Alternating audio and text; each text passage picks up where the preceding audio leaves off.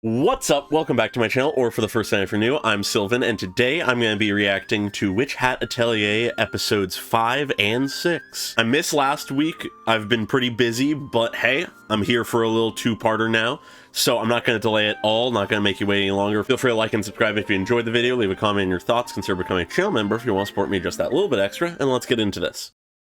Alright, picking up straight from where we left off, huh? Oh boy. I'm very excited to see how they get out of this. Will Keyfree be just like a savior who gets here just in time? Or, ooh, this, oh, the panning shot there. How you feeling, Coco? Oh?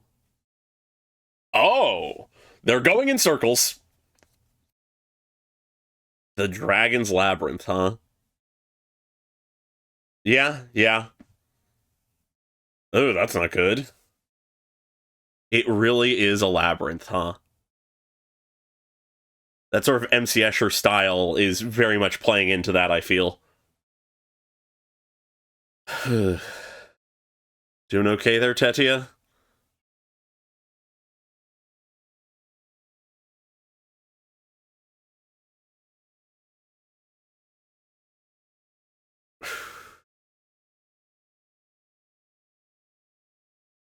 After what happened last episode, I'm very intrigued to see how this will go.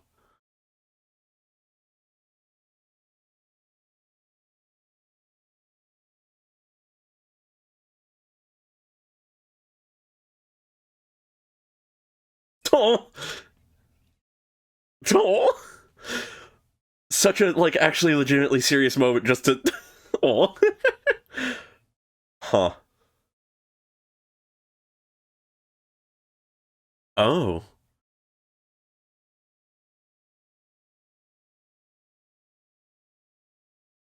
oh.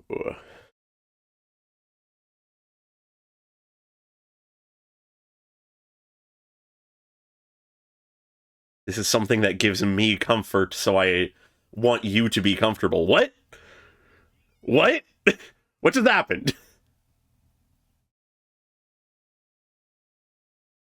What is this?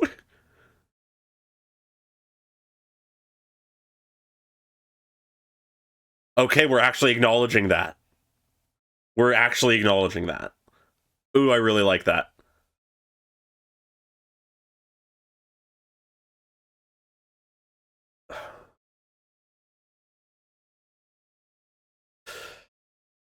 Ooh.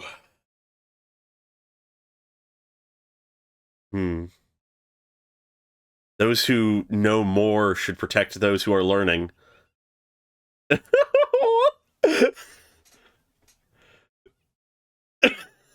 Chibi Coco is so adorable.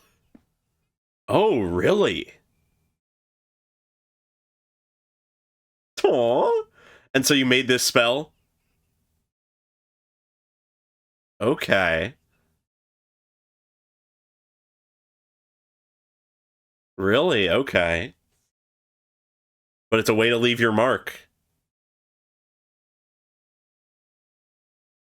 Okay. Hell yeah. We comfort each other here. Ooh.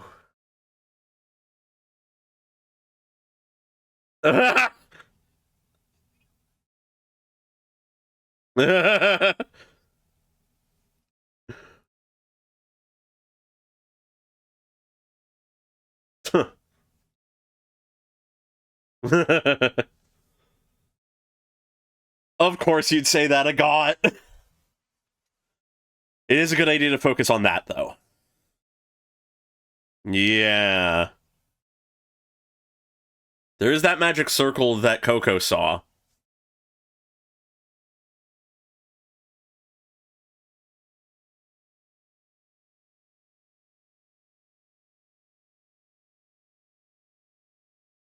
Oh, so hesitant. Okay.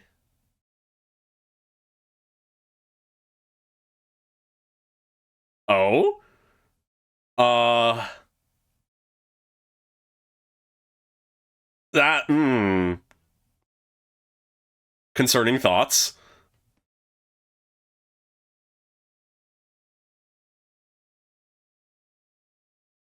Oh. I knew it. Yeah, no, that is fair. Makes some sense for classic dragon stuff. Oh, open to her, like, ideas. Progress I got. Why would you be mad that I implied we should abandon you? Oh, okay. Ooh, I love that. I love that shot. Okay. Once again, she uses a rock, or something not quite the normal tool. Yo!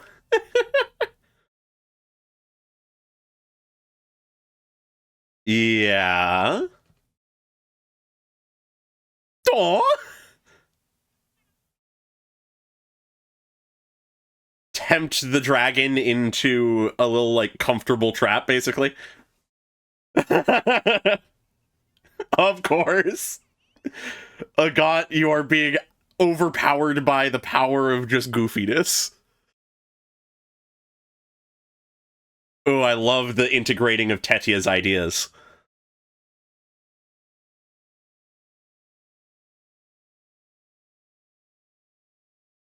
Looking for something? Okay. Thinking of the dragon, huh?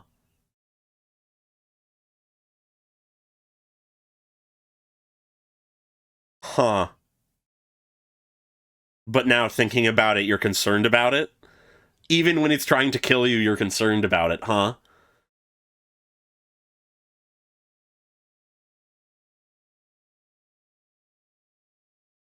Huh. Oh.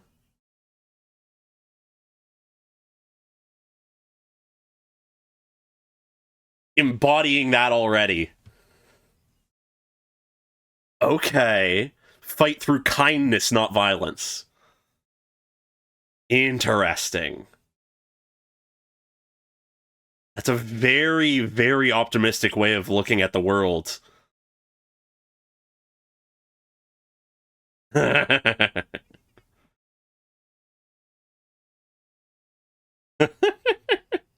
Come on, Agat.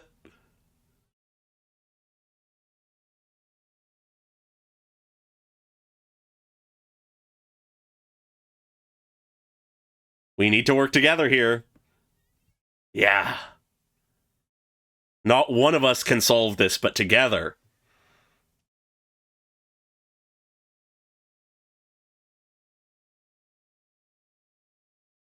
Why so bashful? Uh-huh. Actually gonna use the failure's ideas? Of course. Let's talk strategy. Definitely not diverting. Huh. Hmm. Yeah, how do you do that? That's even trickier. Oh.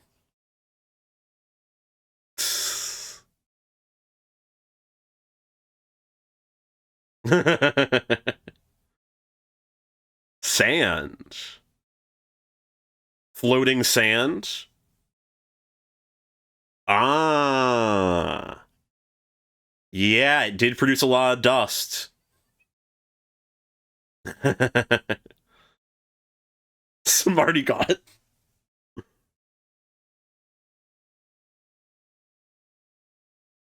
Okay. Whoa. Okay, small seals.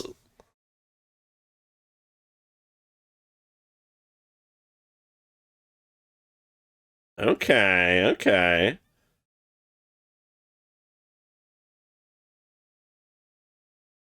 Of course.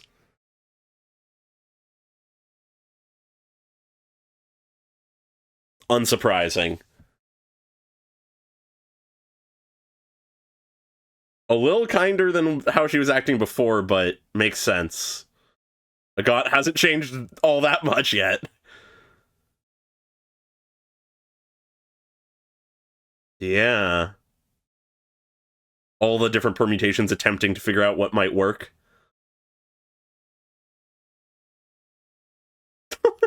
Trying to observe without messing her up. Ooh. Testing the circle. Testing the movement. Yeah. Interesting. Yeah, this is the best thing for you to do. Observe. Oh, wow. Yeah, those are small. Just been winging it?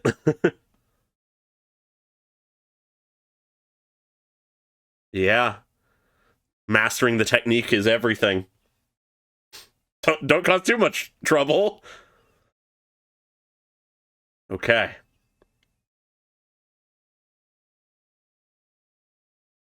A learning experience, huh? I love how we're showing the passage of time here.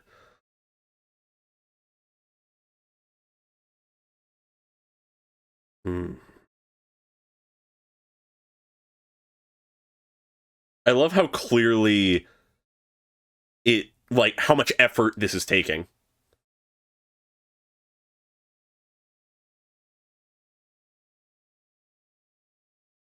Hmm.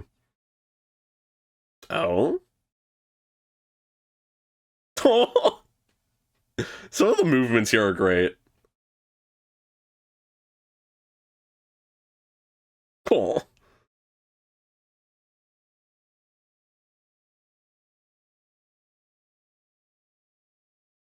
Oh? She did it! She made fire! Safely. She's learning!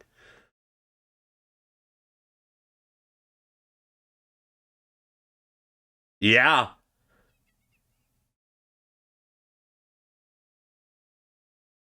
Practicing and observing.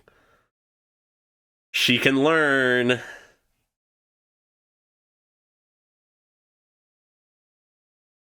You see that, Agat?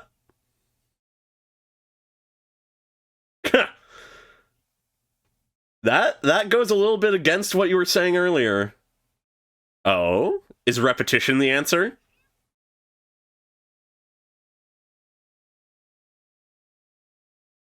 How exactly does that solve it? Okay.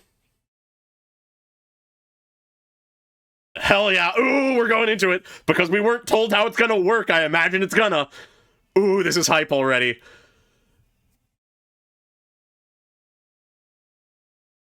Hell yeah. Yeah, what's going on? I love how we just, like, jump into the action here. The movement is so good. Okay, setting up a lot of circles. What exactly did they figure out? Something about repetition. Ooh, I love all the arcing movements.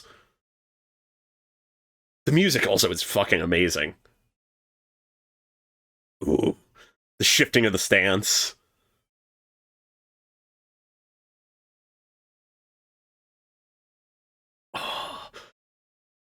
Only a show like this could make drawing look fucking hype as hell. Okay, now getting the... Okay. They've made some signals. Two different circles simultaneously. Ooh, with additional circles within. Okay. What exactly is going on here? Obviously, it's the cloud spell in some way, but... Okay, the next one. Ooh, the flare of those movements. Oh, this is so fucking hype.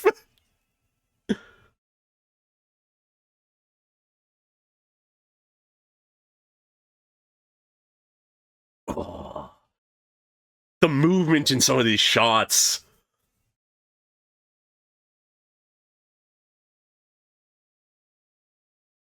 Okay, now we've learned.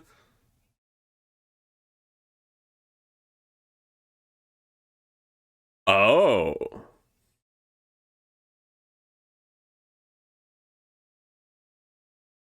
Okay.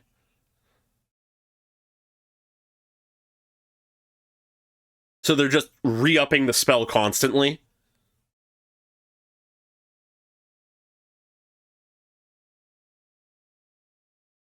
Okay. It tries to retain its shape constantly.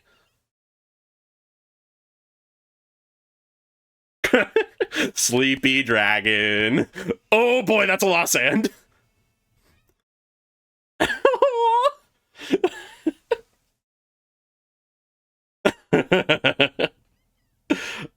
Oh my god. That's cool. How? Oh, what's this, Tetia? Hmm.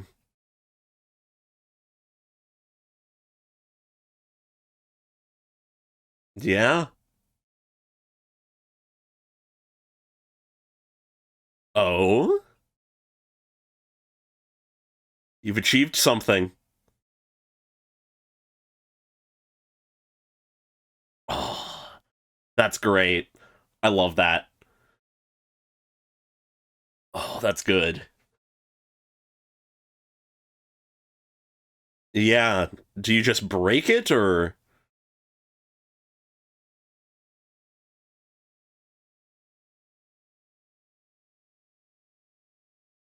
Come on, brush buddy. You can find them.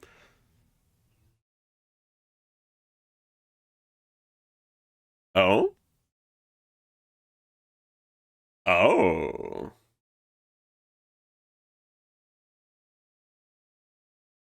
Yep. Oh, Jesus, what just happened? Whoa. Okay. What the fuck did Keyfree just uncover? Yeah. No, I had a feeling breaking it would cause problems. Oh, whoa. Oh, of course this would wake up the dragon. This much chaos, no matter how nice a bed you got, it's gonna... Oh, Jesus. Yeah.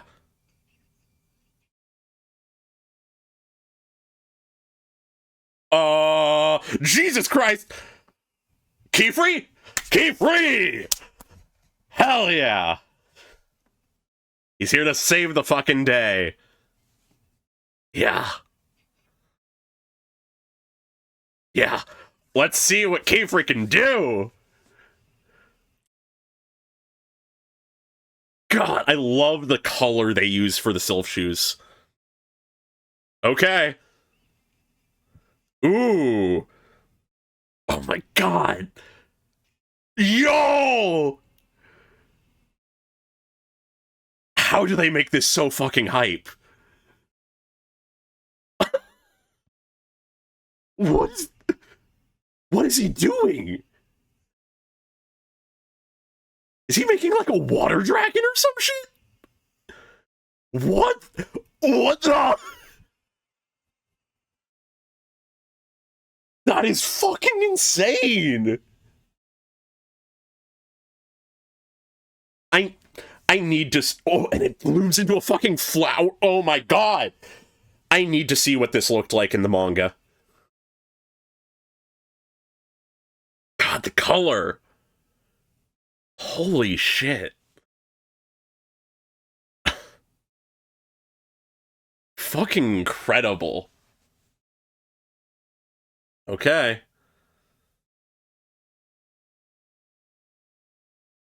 So that is what a true like master of magic can achieve, huh? She didn't have any shoes. Ooh,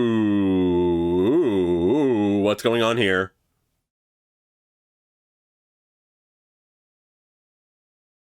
Yeah, okay, it's the mysterious witch.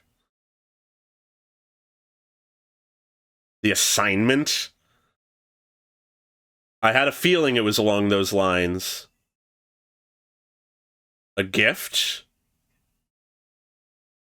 What the fuck is happening?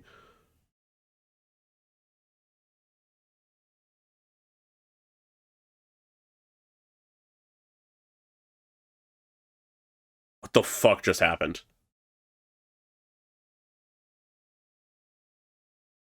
Okay, they found her. Hopefully she's all right.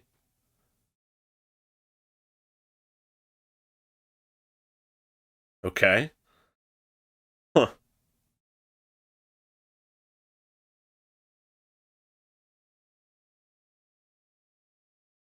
Yeah, you're back.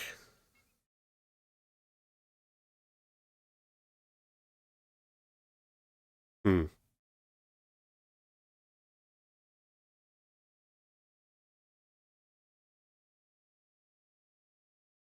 Are we sure about that?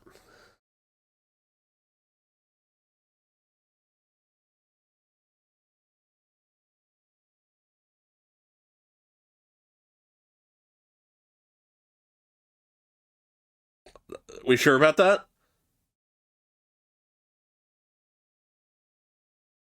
You just got out of a fucking terrifying situation.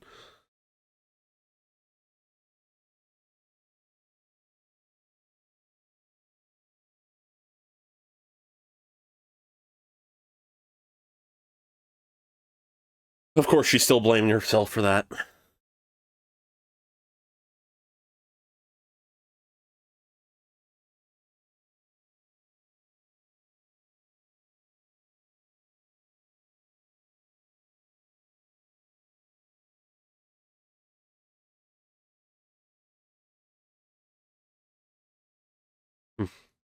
It was your idea that got them as far as they were, like, got. Yeah. Yeah. Someone with ideas. Okay. That's what you need to say to her, yeah. You did good here. Hmm. It's also a very nice touch that they all laid out their cloaks underneath her. Hmm. Hmm. Oh.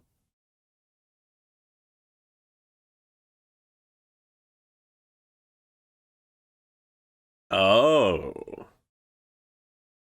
Figure out how they're producing their ink.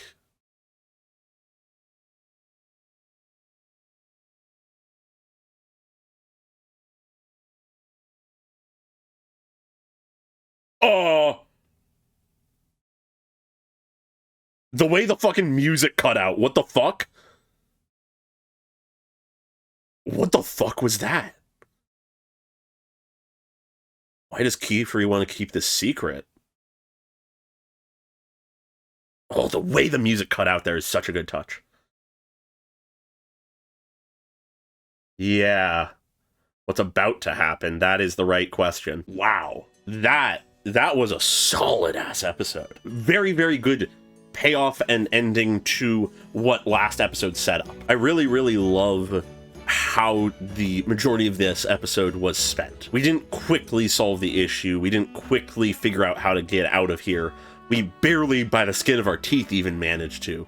Only because Keyfree happened to, like, get to where he needed to be to get into this whole place as things were going into chaos. It took time, it took effort for the apprentices to figure out even just some kind of plan. And as Keyfree at the end acknowledged, it was Coco who came up with the idea of what to do, inspired by her fellow apprentices, but it was nonetheless her idea. It took the dream of Tetia, the talent and specialty of Riche and Agot, and the ideas of Coco, to make this work. Everyone was useful, everyone was important here, everyone put their heads together to figure out a way out of this. Even if Agat sort of tries to sidestep how much this sort of proves their own ideas wrong here. And in that, I actually find it very interesting that the way they finally figured out how to complete this spell to make it work was through Agat attempting to give excuses for why Coco was improving. In last episode,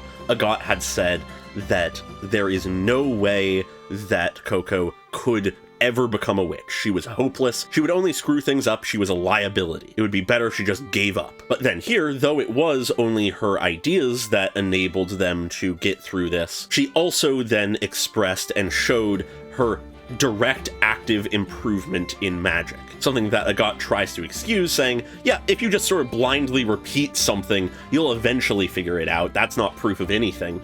But what she literally just described is learning. She literally just stated, yeah, you can learn things if you learn things. But what I find interesting is that in making this excuse, basically claiming that Coco basically just brute forced her way through this, she figures out that no, repetition is the answer here. We need to like modify the spell to do a thing and blah blah blah blah blah. They went into the exact mechanics of it, which is cool and interesting. Not going to worry about touching on that too much though. So we end up in this case where Agat is sort of forced to acknowledge Coco did good here while also trying to excuse it and sidestep it and pretend like it doesn't mean that she was wrong earlier, which seems to be something that is sort of messing with her a little bit in her mind, because she's very quiet after the dust has settled. She doesn't say anything to put down Coco. She doesn't say anything in her favor either, admittedly, but she's just quiet, which is interesting. I'm very curious to see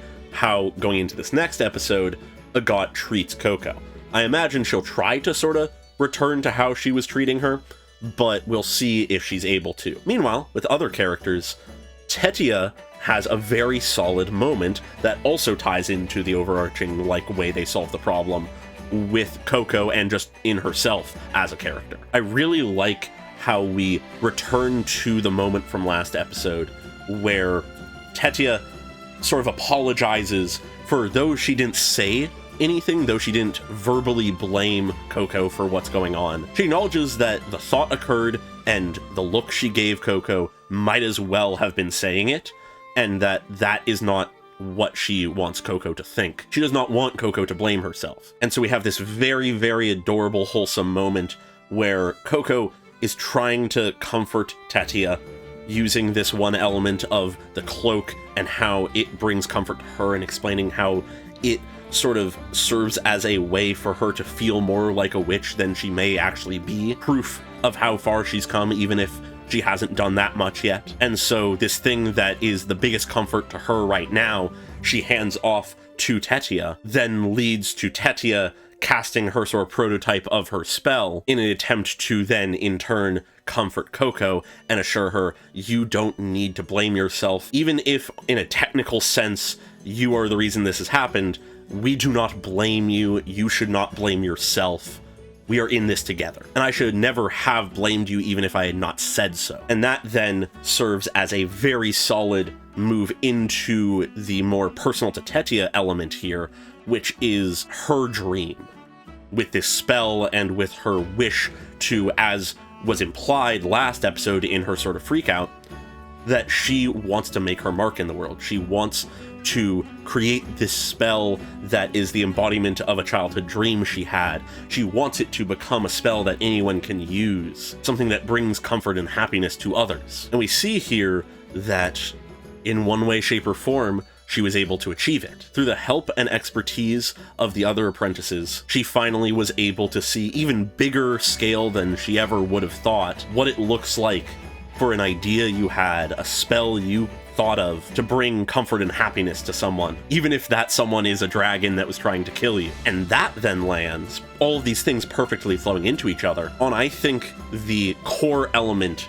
going on thematically in this episode. Other than the ideas of learning and working together and all that kind of stuff, this idea of magic's capacity to inspire happiness, and that is what should be pursued in magic. It is this philosophy that Kefri had expressed in the second episode that there is incredible happiness that can be created by magic.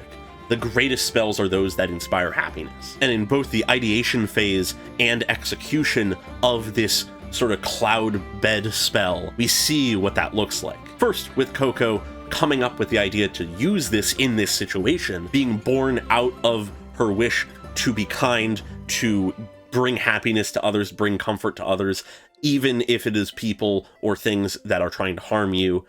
Being kind to others and bringing happiness is what should be sought after. And then after the execution of the spell, there is the happiness brought on to Tetia for seeing this dream fulfilled. The joy at conceptualizing this dream and enacting it and seeing it come to fruition is a happiness like no other. That is what this is telling us. And of course, that idea can be layered upon any kind of craft or expertise. It's a really, really solid sort of theme and message, I feel, which I think has been in the story already, but it's really come to the forefront here. But then, alongside all of this, is really, at the end, all of the stuff with Keyfree. Keyfree does some very interesting things this episode. First off, we see just how powerful a witch he is, what exactly he is capable of. Where in this episode we spend most of it trying to figure out how to make what essentially is not that complex a spell, just a sort of cloud-esque bed. We see how, having prepped it ahead of time, magic can be applied to completely overwhelm a dragon, and do so magnificently, beautifully in the process. It is something that I couldn't even conceive of within our current knowledge of the magic system, how you would achieve. So we finally get at least a initial sort of ceiling for what the peak of magic looks like. I would not be surprised if Keyfree is far from the actual peak, but given that he is our teacher, and given that this is the biggest feat of magic we have seen, it is serving as our ceiling of what can be achieved. It is something for the apprentices to strive towards. It is something for them to idolize. It is something for them to learn from. But then at the same time, we see that Keyfree, though he is very much a good teacher and seems to have a philosophy very akin to Coco's, or at the very least inspiring this very aspirational ideal of like bringing happiness first and foremost, there is potentially a darker side, or at least a harder side to him. We don't know why he wanted to keep this magic circle secret, despite it being forbidden magic. We know he's been investigating the Brimmed Hats, but we don't fully know why, and we don't know why he is trying to hide the information he is gathering from others, or at the very least from the sort of witch government. And the intensity in which he expressed to Nolna that he must not tell anyone about this is something we have truly not seen so far in the series. The episode did an incredible job of just expressing how fucking intense that stare was. Through the visual of it, through the immediate cut off of the song that was playing that does not return after, it truly is a perfect way to express just the, like, burning intensity of that glare. It is very surreal to see that, honestly. And it intrigues me greatly to what could inspire something like that. Does Keyfree have a darker side to him? Does he have some reason in his past to have such strong emotion related to this? Whatever the reason for this look, for the intensity in it, I'm excited to learn more. But with all that said, I'm going to move now on into the next episode, so let's get straight to it. Episode 6. Alright, we're back at the Atelier, I imagine. Yep. How long has it been is a question.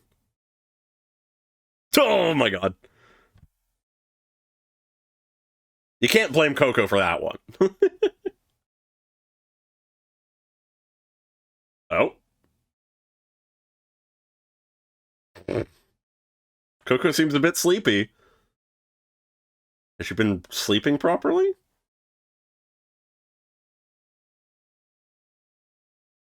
Oh? What's a got there? What's a got? I love how quiet we're starting. I don't think so. You messed her up a little, but... Hmm.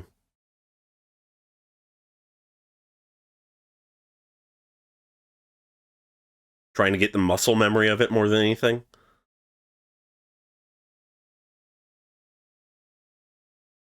Oh? What kind of spell is that? What are you trying to do here? I love how many creatures in this world are multi-winged. Hmm. Interesting. Interesting cold open. I wonder if we're going to have a got focus in this episode. Hmm. I just realized we didn't get the opening last episode. Jeez. Huh. I'm still very curious what was up with that one moment last episode near the end with the brimmed cap mysterious witch.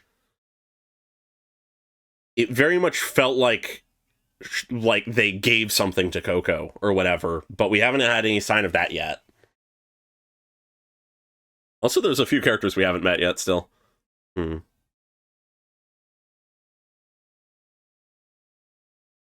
I'm very curious about these folks. I wonder if they're supposed to be sort of like the government like officials or something, or if the wings are supposed to be more like the brims of a brimmed cap or something. They more so give me the vibe of sort of like government or something, but I don't know. Hmm.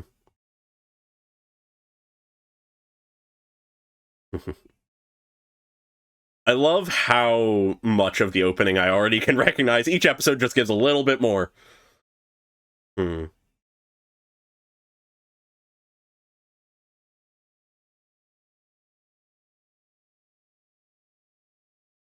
Great opening as always.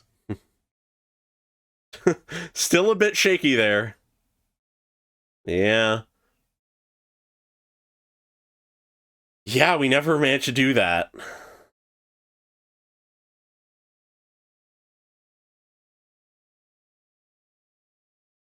Yeah, that is the tool that worked best for you. Yeah, it's a bit for bigger scale, is what that's best for.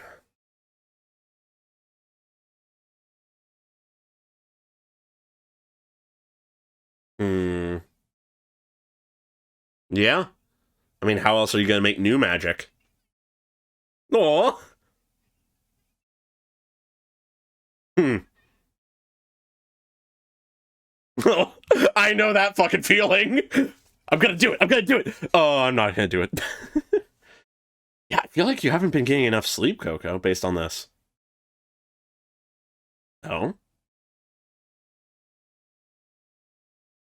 Aw.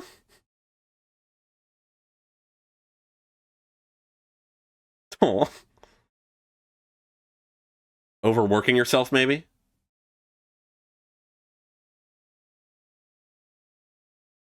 Oh? Oh, yeah, that whole thing. The whole reason that this is happening. The ping-ponging back and forth. Hmm. Oh? Where are we going? The kitchen, okay.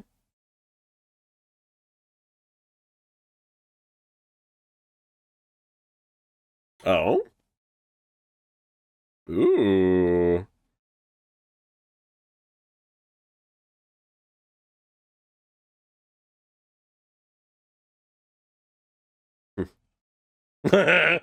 Oh boy. 2 years old? Interesting.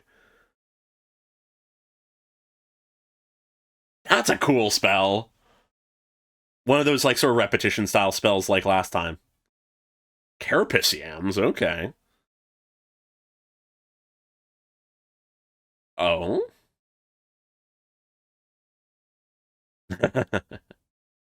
Put what she's learned to the test.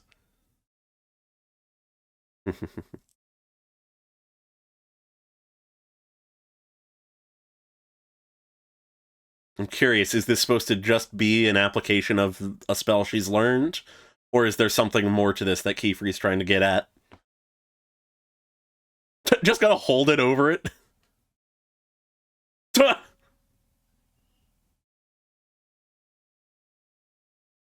Ah. Okay, okay.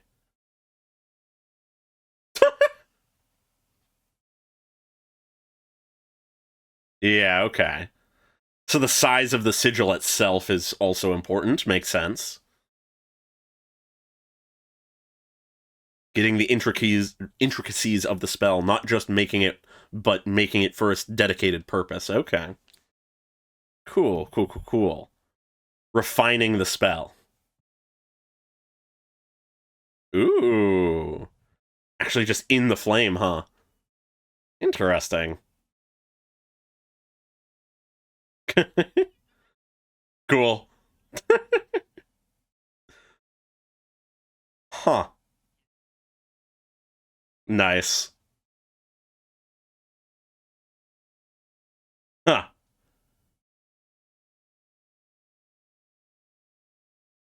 That would explain how crazy your magic was with the water spell last episode. Ooh.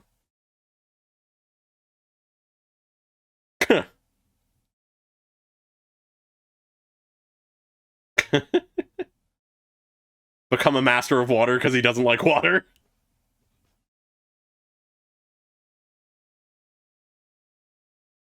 Yeah. That makes a lot of sense. Yeah. No, that is an absolutely great lesson. When it has a direct, tangible relation and impact to your life, you're going to do so much more with it. Hmm.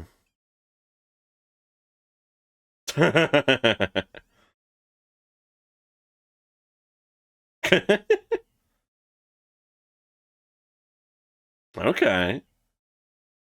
Give her a chance to do more. Hmm. God. All of the music in this show has been great.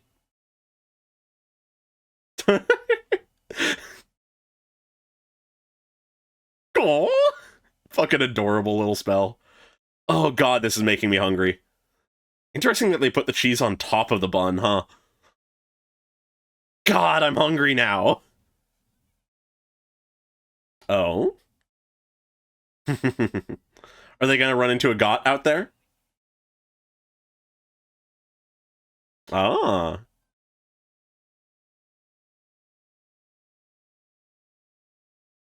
Hmm. Of course. Oh. It's raining. Oh, well.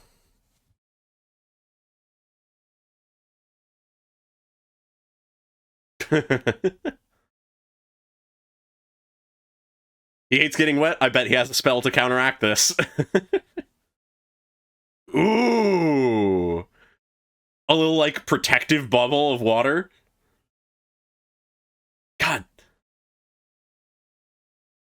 The the vibrancy within the bubble is crazy. It's just like as if it's a glimpse of the world if it wasn't raining. Wow. Under a bridge, okay. God. You little brush buddy. I love that fucking guy. The fucking puffy cheeks. God. This is so wholesome, but I'm so hungry now. The rain stopped. God. A partially cloudy sky, like just as it's stopping raining, is so fucking beautiful. Hmm. Oh. Yeah. The magic, the beauty of the sky. Oh, I love that. Oh, but it's already disappearing. Hmm. Oh. Oh? Who is this? Ah, It's this guy. He does not look super happy.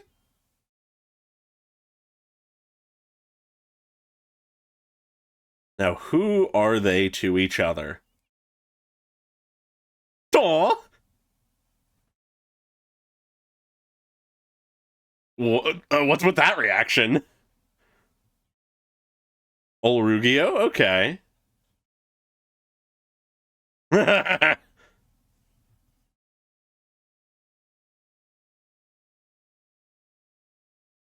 Ooh. What? What's with that reaction?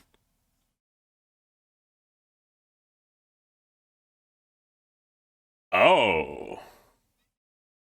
Not gonna do anything about this, Keyfree? Oh no, he's doing something. Yo! He's bought into protecting Coco. Oh. This turned really interesting really quick.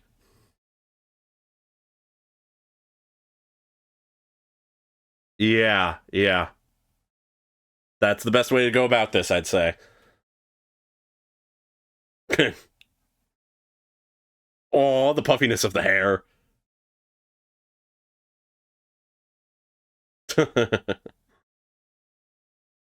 In more ways than one, perhaps?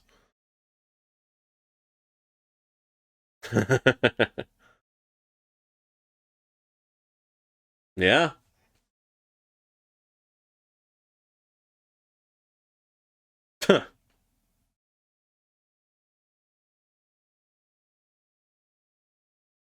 Who is this guy? Olrugio. The Watchful Eye?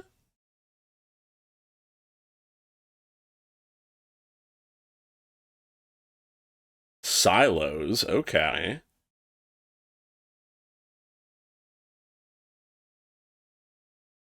Oh.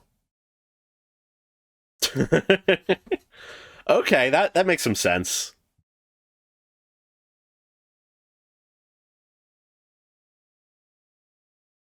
Yeah, that was the reason given before.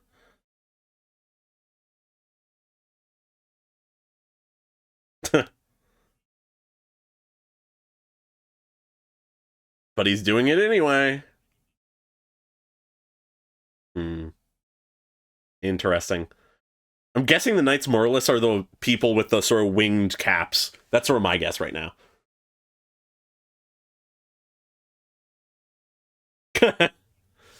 Oh, I love Kiefer.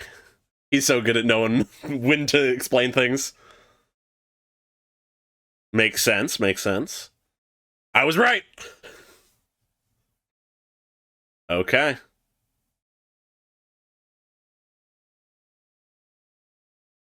Yeah, so they're basically the police.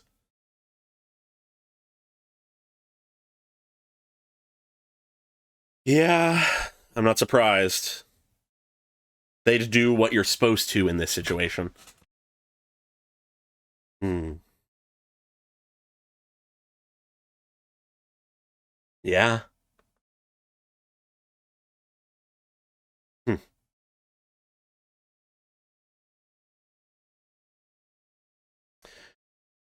Okay. Standing behind her that much. Interesting.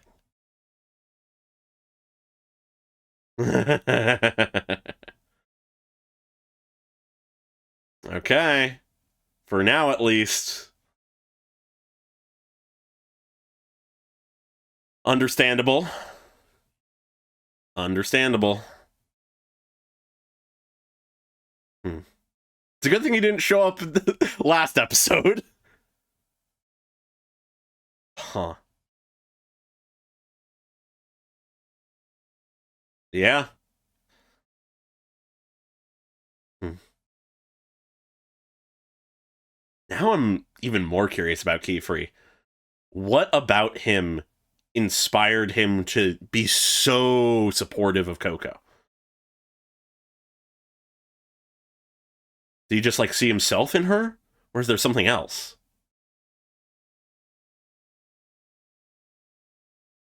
Cool.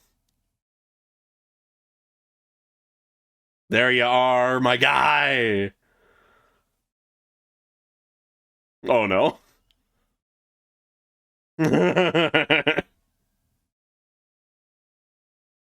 Gonna brave the dark layer of that man.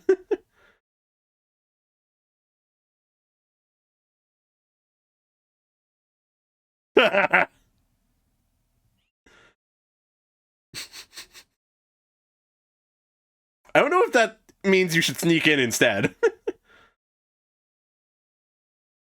Oh, he actually has a pretty large area.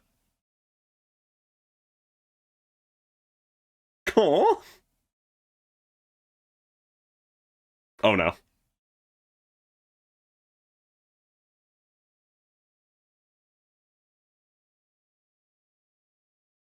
Yeah, yeah.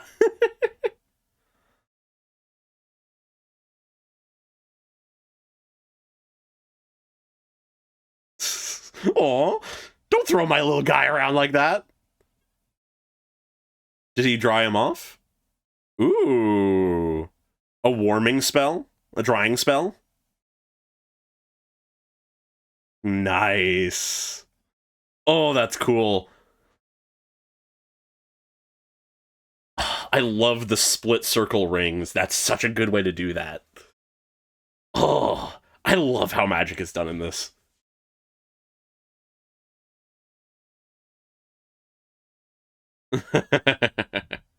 He may not approve of you being here in the first place, but oh, the amount of different rings.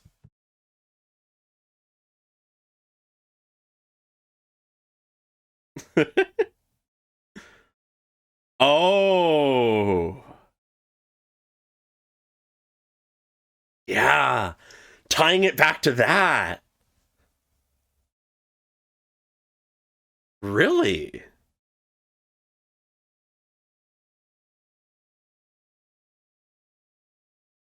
That's nice. Interesting. Huh.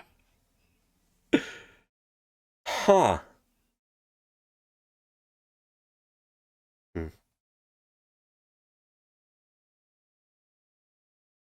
This magic you created inspired her. Hmm.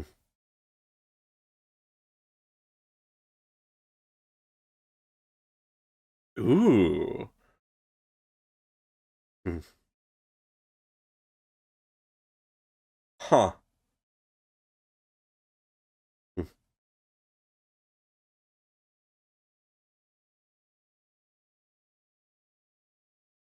Ooh, the ripple. It allowed me to dream. Hmm. In many ways, you are why she is here. Oh boy, we found the student direct. What do you think of that, buddy? Hmm. Yeah. Would you take that away from her? Hmm. Also interesting, he does not close the door. He leaves it cracked. Huh.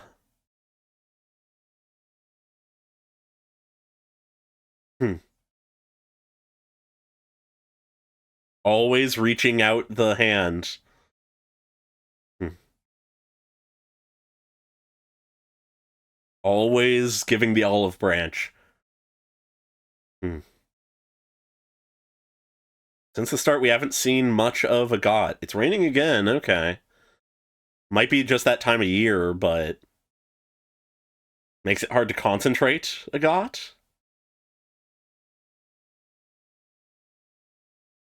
Mm.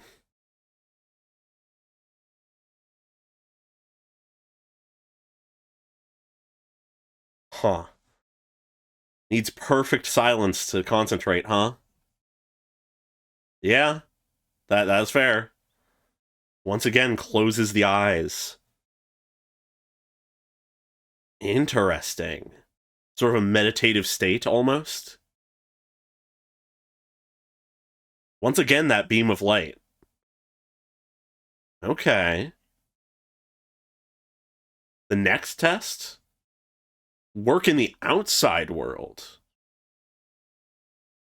So Goth's looking to keep going, keep building up, improving, get to out of here, basically. Oh?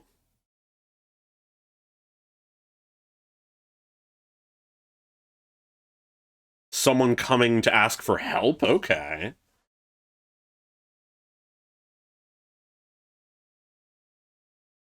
Oh, geez, it took out the bridge. Yeah, okay, that's a big deal.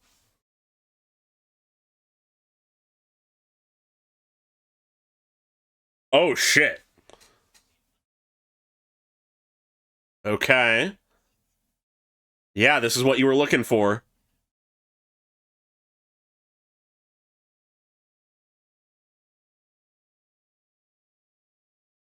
A Goth has a passion, too.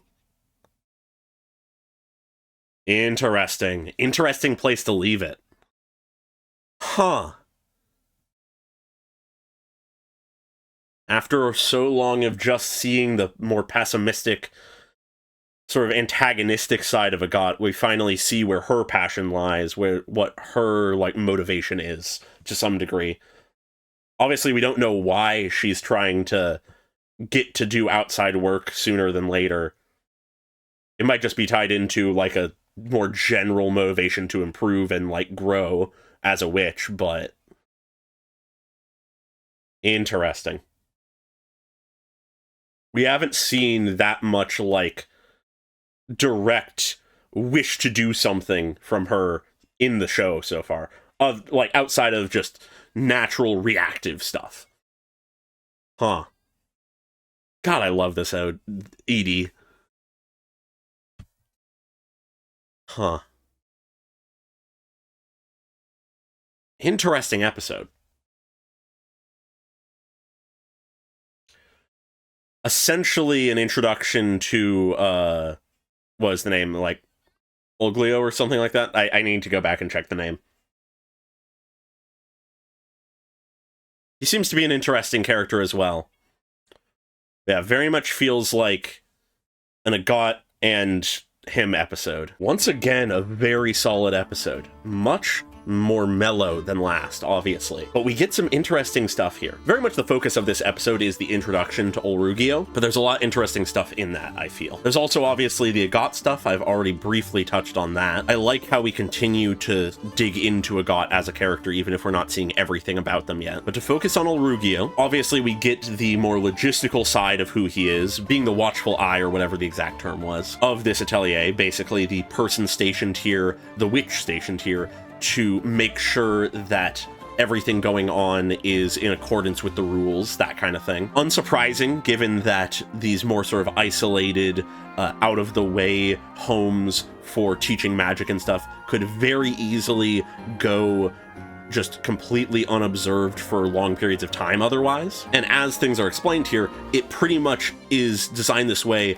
for exact situations like this, where typically they would stop someone like Kefri from taking in Coco because she dabbled with forbidden magic accidentally, but still, and she is an outsider who should have had her memory erased. So in one sense, we're very lucky that Olrugio was not here for a time, but also we learned some very interesting things about both Kefri's, like, just determination to protect and stand with Coco here, and of where sort of Olrugio stands in all of this. In Kefri's case, this very much is just another layer to the intrigue of his character, the complete willingness to be essentially a ride or die for Coco.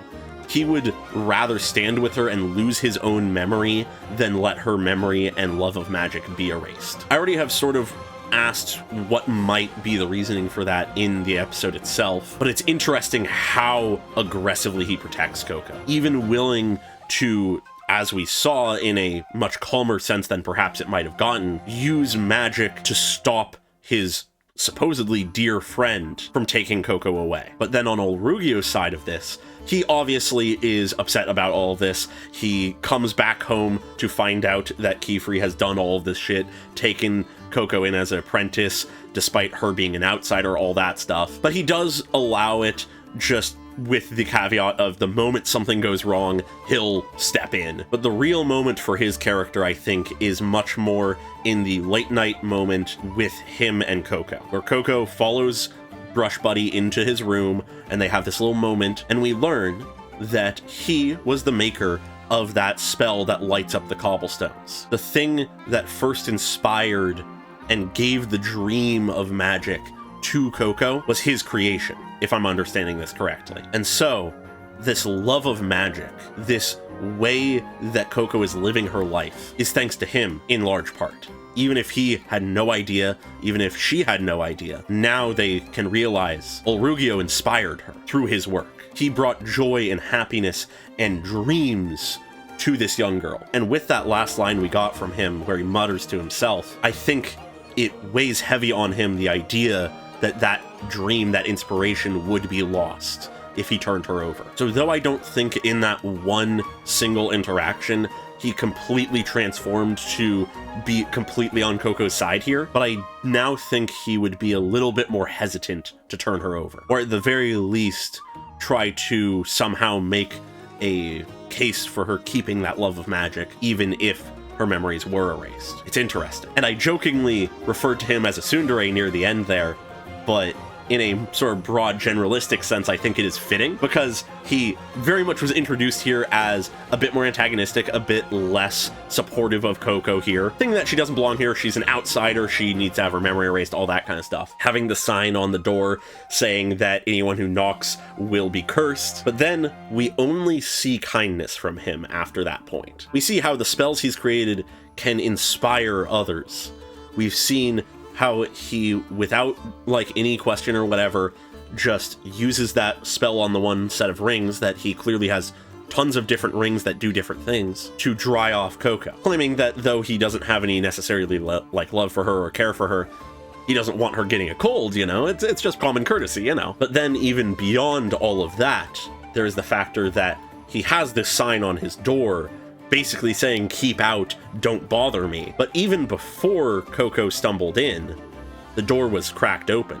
He leaves his door cracked. If he truly wanted to keep people out, he would fully shut it. But no, he leaves it open just a crack so people can slip inside if they want to. I wonder why that is. Perhaps he is not as hard as he makes himself appear to be, which is neat. It's nice. It's a classic sort of archetype, but I'm excited to see how it adds to the general dynamic.